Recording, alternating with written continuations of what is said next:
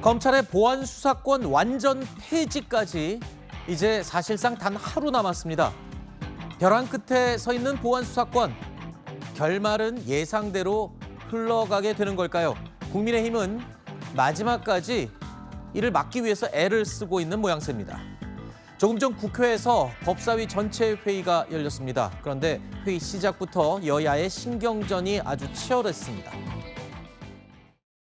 언제부터 법사위에 계셨는데 관례를 얘기하세요? 제가 19대부터 있었어요. 꼭 하고 싶으십니까? 통상적으로 위원님들이 먼저 하고 간사들은 나중에 합니다. 그게 관례였습니다. 아니 박경수 간사님 먼저 하십시오.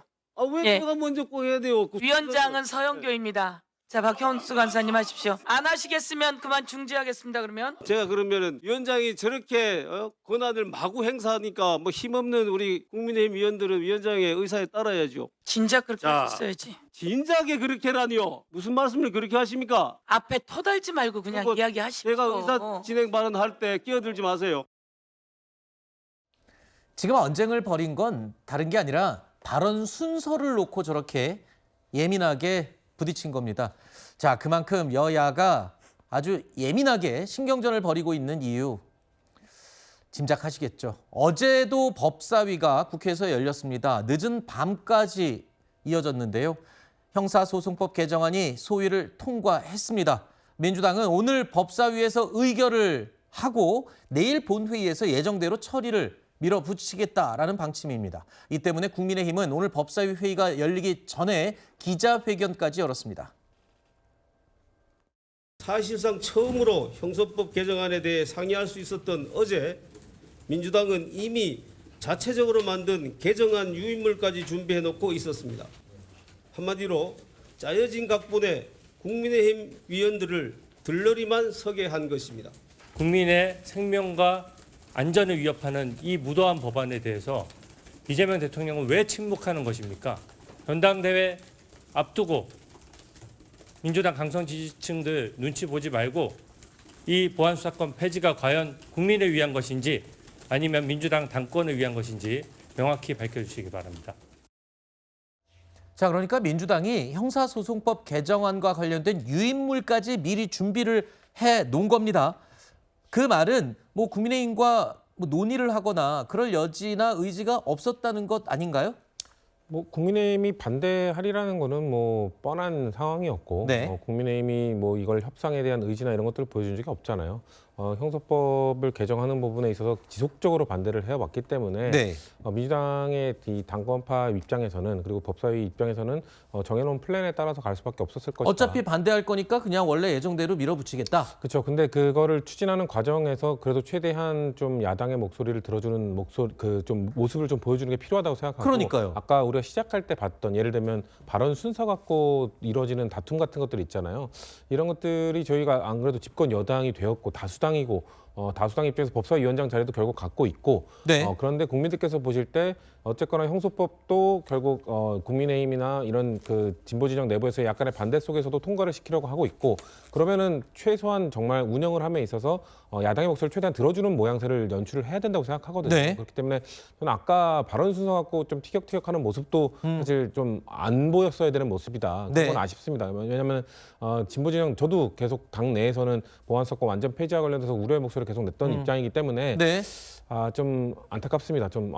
어쨌거나 우리 당에서 지금 정한 방향으로 가고 있는 상황이기 때문에 네. 야당의 저런 지적은 또 너무 과한 측면도 저는 있다고 지적하고 싶습니다. 네. 지금 말씀하신 것처럼 아무리 예정대로 밀어붙이더라도 야당의 이야기를 조금 들어주는 모양새라도 좀 취해야 되는 게 아닌가. 이 점이 아쉽다고 지적을 해주셨죠. 일단 국민의힘에서는 법사위에서 안건 조정위 구성을 요구하겠다라고 주장을 하고 있습니다만 국회 법사위원장 서영교 의원은 이에 대해서 강경한 태도를 계속 유지하고 있습니다. 국민의힘의 우려와는 달리 형사소송법 개정안에 대해서 피해자 보호를 두텁게 해놨다. 만반의 준비를 해놨다라는 입장을 반복하고 있습니다. 제가 피해자들의 목소리를 쭉 들었어요. 예. 법안으로 넣어 놓았습니다. 그래서 피해자의 목소리 혹시나 절차의 문제 예. 이런 걸 다 담아 놓아서 이번 법안에는 오히려 피해자들의 보호를 두텁게 하고 범죄자를 확실히 잡을 수 있게 되어 있구나. 그리고 혹시나 검사를 그래도 가서 이야기하고 싶어요 라고 할 때는 검사들이 의견도 청취하고 그리고 사실도 확인할 수 있게 이렇게 해놓았습니다. 서영교 법사위원장, 그러니까 만반의 준비를 다 해놨다, 걱정 마라라고 지금 이야기를 하고 있는데, 자, 이에 대해서 한동훈 의원은 이렇게 반박하고 있습니다. 사실관계 확인권, 이게 결국엔 수사권이 아니냐라고 비판을 하고 있습니다. 그러니까 한동훈 의원의 주장은 이겁니다. 한마디로 말장난을 하고 있다, 뭐 이런 셈인데요. 한동훈 의원의 말처럼 이제부터 소주는 술이 아니라 음료수야 라고 한다고 해서 진짜 술이 아니게 되는 거냐. 뭐 결국에는 좀 이상한 말장난이다 라고 지금 주장을 하고 있는 거죠. 지금 뭐 서영교 법사위원장, 그러니까 사실 여야 원구성 협상에서 네. 법사위만큼은 여당이 양보 못한다라고 하는 그 취지는 바로 이렇게 가기 위해서 그런 거죠. 그 법사위, 즉 법사위원장을 맡아가지고 결국은 검찰 보안 수사권 폐지를 당론으로 처음부터 끝까지 밀어붙일 생각 때문에 네. 법사위원장을 고집을 했다 이렇게 생각을 하고요. 서영교 법사위원장이 뭐 여러 가지 예상되는 피해 이런 거를 얘기를 쭉 들어봤다고 하는데 네. 그거는 말이 안 되는 얘기입니다. 이거는 사실 우리나라 사법체계 붕괴의 판도라 상자의 뚜껑이 열려버렸어요. 네, 네. 이미. 이게 이제 당론으로 채택하면서 오죽하면은 그 정성호 법무부 장관까지 자리를 내놓지 않았습니까? 네. 이렇게 되면 이제 법사위도 지금 뭐 굉장히 파행 비슷하게 가겠지만은 결국은 민주당은 밀어붙일 거예요. 네. 이제 하루 남았죠. 그렇습니다. 근데 이런 상황에서 대통령은 정말 아무런 얘기를 안 하고 있습니다. 지금 국민 입장에서는 이 검찰 보안 수사권 폐지하면은 여러 가지 피해자들의 피해가 더 큰 피해가 계속 발생할 것이 불을 보듯 뻔하다라는 네. 게 민심이죠. 네. 정말 돈 있고 빽 있는 사람만 어떤 이의 제기를 할 수 있고 여러 단계에서 그런 것을 확인할 수 있고 문제 제기를 할 수 있습니다. 그렇지 않으면은 일반 피해자들의 그 피해는 감당이 안 되는 거예요. 그 사법체계 붕괴에 정말 판도라 상자가 열렸다 이렇게 생각하는데 이런 거는 심사숙고했어야 되는 거죠. 네. 그야말로 지금 말씀하신 것처럼 대한민국의 사법 체계가 통째로 바뀌는 그 근간이 되는 법안이 이제 내일 이제 여당 주도로 통과를 한다는 거예요. 근데 아까 서영교 의원이 여러 가지 우려에 대해서 사실관계 확인권 뭐 이 얘기를 했어요. 근데 그 내용을 말 그대로 검사가 이 수사가 경찰이 제대로 한 게 맞는지 이게 맞아요? 라고 사실관계 확인한다는 거잖아요. 그냥 그 정도 수준인 거잖아요. 그게 충분한 건가요? 저는 현장 이제 실무에서 뭐 네. 제가 그걸 충분히 아는 건 아니지만 지금 언뜻 들었을 때도 실무에서는 여러 가지 문제가 생길 수 있겠다. 그렇죠. 사실 확인권이라는 게 범위가 그럼 어디까지 되지? 그러니까요. 이거 사실 맞나요? 뭐 그러니까 요 정도잖아요. 압수수색까지 할 수 있는 건가? 그럼 압수수색은 할 수 없죠. 이건 완전히 우리가 얘기하는 그런 수사의 그건 단계에서 수사죠. 필요한 거잖아요. 그러니까 그냥 그런 강압적인 방식 없이 그냥 확인만 한다라고 하는 거면 그러면 이분이 거짓말을 했을 때는 어떡하죠? 그러니까요. 그 부분과 관련돼서 강압적 방법이 없는 채로 아마도 상대방이 거짓말을 할 거를 예정을 한다면 그거를 뚫을 만한 여러 가지 증거들을 전부 다 확보를 하고 있어야 되는 거잖아요. 네. 그래야 빠져나갈 수 없도록 그거를 정확하게 사실관계를 확인할 수 있다라고 볼 텐데 그래서 저는 이 부분과 관련돼서 현장 실무에서 앞으로 어떤 일들이 어떻게 번져나갈 수 있을지 모르겠습니다만 네. 그런 것에 대한 시뮬레이션 같은 것들이 좀 필요하고 그러면 아직 차제예요. 지금 불안전한 상태라는 거 아니에요? 그러니까 저는 서영교 그런 느낌이 네. 드는 거죠. 당연히 그런 우려가 있을 수밖에 없는 네, 것이고 네. 그 부분에 대해서 저는 지금 이거 성안 작업을 이제 끝냈다고 하는데 네, 어젯밤에 네. 그 글이 올라왔거든요. 네, 네. 그 부분과 관련돼서 국민들에게 설명하는 그런 과정들이 충분히 필요하다. 그래서 그것에 대한 역할을 민주당에서 더 열심히 해야 된다라는 말씀드리겠습니다. 네. 사실 이렇게 밀어붙였다가 나중에 부작용이 발생할 경우에 그 뒷감당은 지금 밀어붙인 여당이 감당해야 되는 거 아닌가요? 당연히 그렇게 생각을 합니다. 그리고 대통령께서도 그 부분에 대한 우려가 있었기 때문에 예외적으로는 존치해야 된다는 의견을 명시적으로 밝히셨었죠. 그리고 정성호 법무부 장관조차도 민주당 의원들을 설득하려 했지만 설득이 되지 않으니까 국민의힘 정전식 원내대표를 만나서 국민의힘이 법사위에 들어가서 이 우려를 전달해달라 이런 이야기를 하는 총극까지도 벌어지지 않았습니까? 그것을 넘어서서 결국에는 직을 내려놓겠다라고까지 하고 있는 것이죠.